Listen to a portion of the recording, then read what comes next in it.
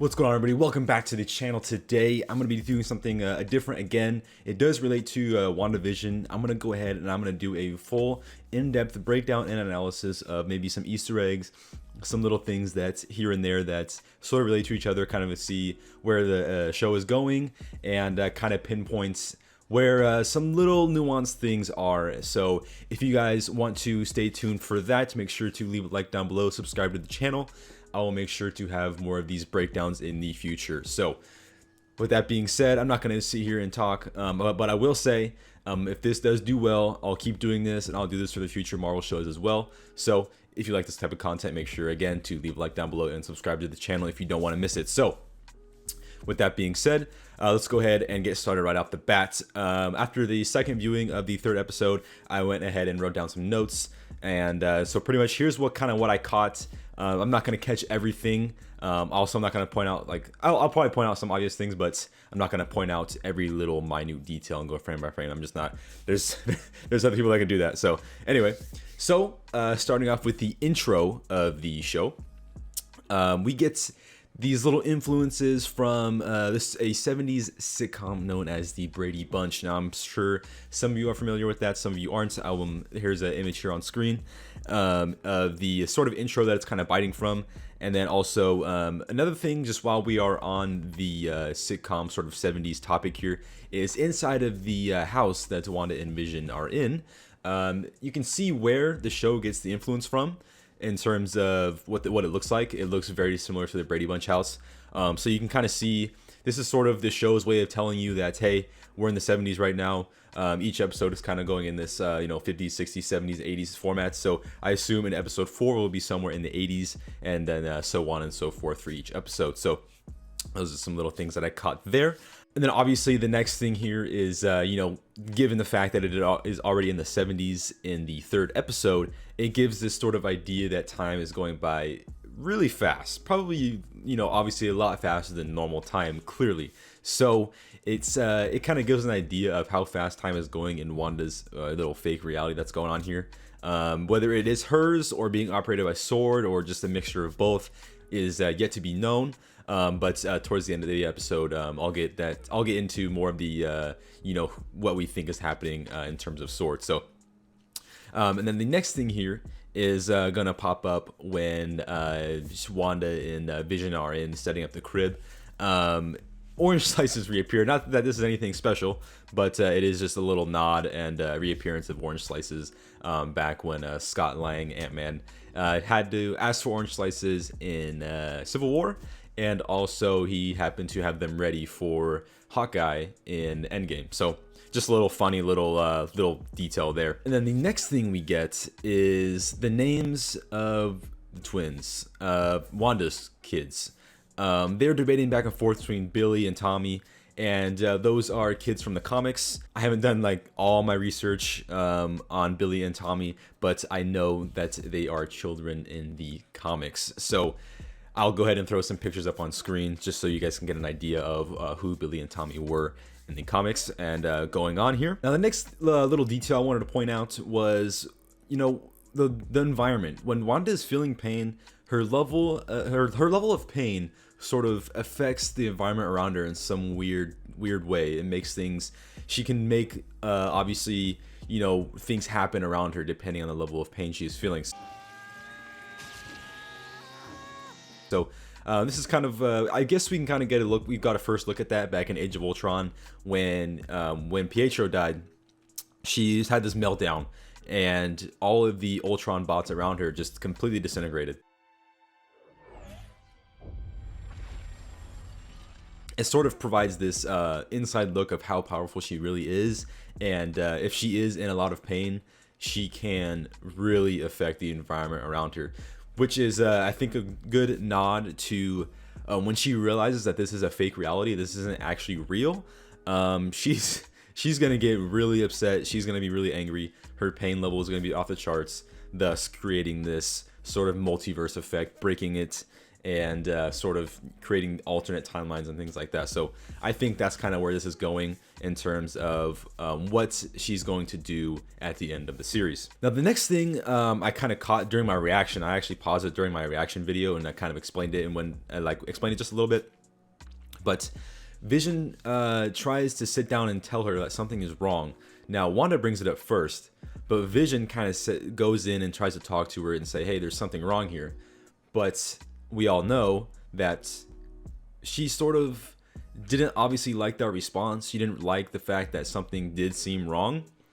And I think that was kind of not somebody, but it was sort of a subtle hint to her that, you know, this isn't a real reality and that something is wrong here. So you need to snap out of it. You need to get going with this. But she didn't like that. This is her perfect world. She doesn't want anything to affect her perfect world. So what she did was rewind time and make it something that, you know, she likes, or something that's more explainable in her little fake reality here. So that is a very interesting detail, and I thought it was something that was worth noting. Now, the next thing here is going to be in the commercial in the middle of the episode of the Hydra soak. Now, I didn't catch this in the first viewing. I actually caught it while I was editing my reaction video. For some reason, I don't know, I thought maybe it said Hydro soak or something like that, but it does say Hydra soak, which is a sort of interesting detail, and kind of calls back to maybe in Agents of S.H.I.E.L.D. when Coulson was talking about Hydra soap. But it is kind of a funny thing seeing a Hydra soak here in WandaVision. Now, the next detail I wanted to point out was when Geraldine comes to the door, or Monica Rambeau, when she comes to the door, and it's kind of interesting because she is wearing all blue. Now, she does have like a white underlayer, but there's a really big emphasis on the blue. You know, she has blue eyeliner, or whatever you want to call it. She has blue earrings. She has a blue shirt. She has blue pants, or like blue incorporated in her pants. And so I thought, you know what? I think that's pretty interesting, and I think it could be a nod to her comic book look, Monica Rambeau in the comics when she was Captain Marvel. So I don't know. I just thought that was maybe what they were trying to call back to there. Now, the next little detail I wanted to point out was when the stork is there and is you know, walking around the house, she tries to make it disappear multiple times. Tries to, I don't know, banish it from there, but it doesn't go away. Now, it is an interesting detail because this could be a simple sort of little thing there where she's not completely in control of the reality that she's in. You know, back to this theory of maybe Sword has something to do. Maybe Sword is controlling a little bit. Maybe it's like partly controlled by Wanda, partly controlled by Sword. I don't know. But it is sort of a little detail. Or even Mephisto, like we were talking about before. This could be all part of Mephisto's plan to drain Wanda's like, you know, magic here. So chaos magic rather. So it is a little nod, or not a nod, but it could be a little hint that she is not in control, or fully in control of this reality. And then again, her level of pain affects the environment around her when she's having the kids, when she's having the babies.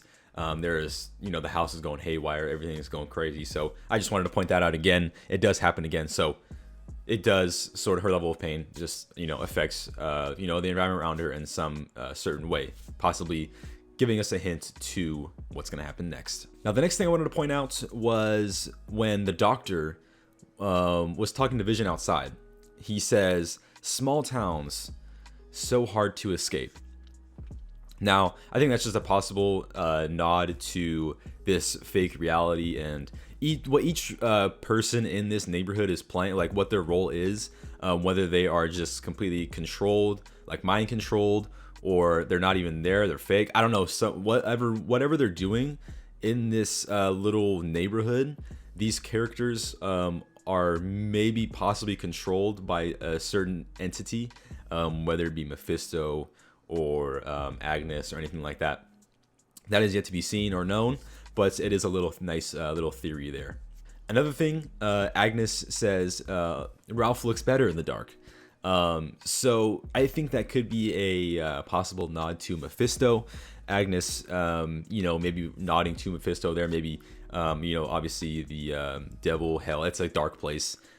So maybe he looks better in the dark. It could just be a nod to that. Now, a very interesting thing that Agnes does with Herb was she cuts him off not allowing him to tell Vision what everybody is. He just says we're all, and then she cuts him off, not wanting not wanting him to tell Vision what is going on. What is the secret? What's going on? We don't really know, but it is interesting to point out that she does not want the secret to get out, at least not yet.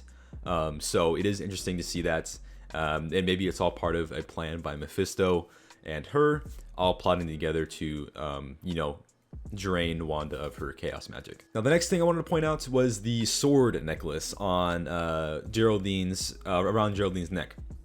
Now, we get a close look up at this, and it does connect the sword logo with the red helicopter that we saw earlier, as well as the beekeeper that we saw come out of the manhole cover in the other episode. So it's all sort of this, obviously she's with sword. She doesn't, like Agnes said, she doesn't have a house. She doesn't have a family. She doesn't have a husband. She has nothing like that. She is placed in this fake reality to sort of infiltrate, try to see what's going on. So this is just pretty much connects her with sword. Lets us know that this is Monica Rambeau.